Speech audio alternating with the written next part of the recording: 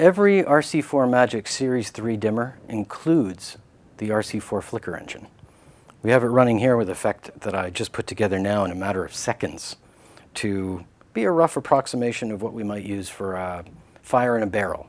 So we got a big barrel, we put something like this down in the bottom of it, and this light is reflecting off the walls and sides of the barrel to look like there's a fire in the bottom. Took almost no time to create this, and the elements of it that make it look this way are low frequency oscillators, so variations in brightness of the different color sources, and random number generators that introduce randomness and irregularities that appear very natural, like you might see in a real fire. So now what I'm going to do is clear this and reconstruct it to show you how all that works. So we start with it off. There are two DMX channels that we specify for a Flkr engine. One is the master dimmer, and the other is the first channel in a series of channels that are the controls. The reason that we have a separate master dimmer, and this is really a valuable thing to make note of, is we may have several fire in a barrel effects on stage at once. And very likely, they can all use the same control channels because the randomness and variation is unique to each device. They do not track together and do not appear to be the same.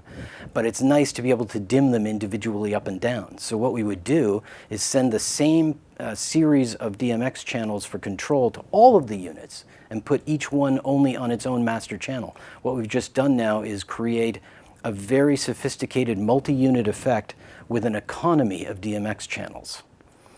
So let's go over and look at what we have here. This is a very basic setup. I have the master dimmer on channel 1, and when we bring that up, we immediately see some pulsing start to happen. This is the LFO frequency at its lowest speed because that channel is at 0. It's modulating all three red, green, and blue sources together up and down.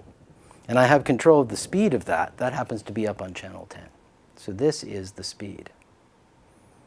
Now the reason that we immediately see some modulation is because the depth channels that affect how much of the LFO drives the dimmer it's a bipolar effect. So we call the center 0, the 128 out of 255, or what you might call 50% on your console.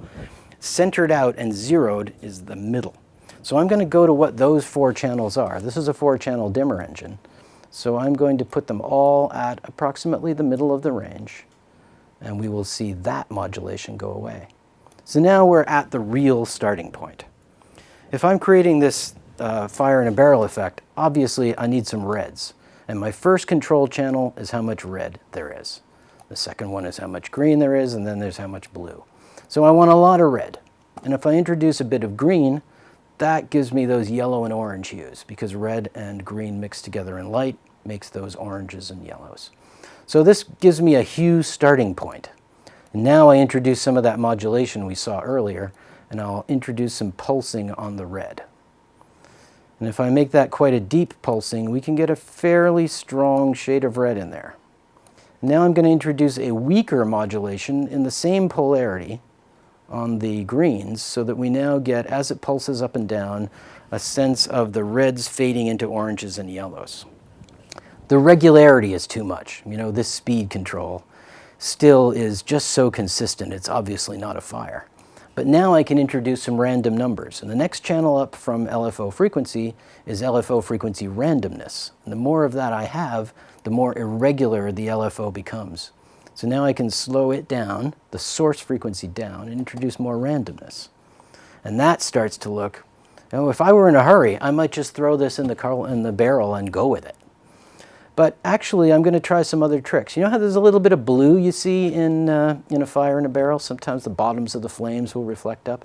And if I mix the blue in with the other 2 colors, that's not going to work, because I'm going to get shades and hues that I don't want. But if I reverse and pulse the blue up a little bit in a sort of a backwards time, I might start to get some blue in there. It's difficult. If I put this in a barrel, I'll have a better idea. I'm going to back off on that right now, but you can see that I have a lot of options for variation. I'm going to bring up a bit more of the green to give my yellow hues, get my yellow hues stronger. And then finally, I'm going to add some shimmer. The top channel of control is shimmer. Now the neat thing about Shimmer is it's a very high frequency component. It's random numbers once again, and they go directly to the dimmer levels. And it does it at a speed that is faster than the DMX frame rate. So this means the shimmer effect that I'm seeing with my eye now that looks really very realistic, like there's a little breeze maybe blowing over that, that barrel. I cannot create this on my console because DMX doesn't go fast enough. So this is an effect in flicker and fire that was not possible before we introduced this Flkr engine. And then not only is it a great effect you can't do on your console directly, it's wireless and small and can be portable and move around. This is something that is really remarkable. You've never seen anything like this before.